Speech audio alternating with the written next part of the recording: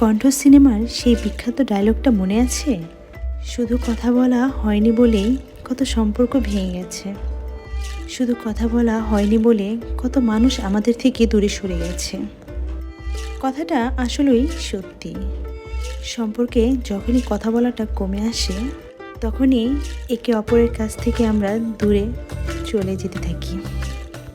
আর দূরত্ব বাড়তে বাড়তে একসময় কথা বলাটাই বন্ধ হয়ে যায়, আর ওখানেই সম্পর্কটা শেষ। এভাবে অসংখ্য সম্পর্ক সমাপ্তি ঘটে শুধু কথা বলা হয়নি বলে। আর সম্পর্ক ধরে রাখা একজনের পক্ষে সম্ভব নয়। অন্য কারো প্রতি অভিযোগ রাখার চেয়ে নিজেকে বদলে ফেলাটাই ভালো। তবে সত্যি কি ভালোবাসাটা মন থেকে মুছে ফেলা যায়? যাই হোক, এটা আসলে মেন কথা না। নিজেকে ভালো রাখাটা মেন ব্যাপার হয়ে দাঁড়ায় না, দাঁড়ায় শুধু তার অবহেলা।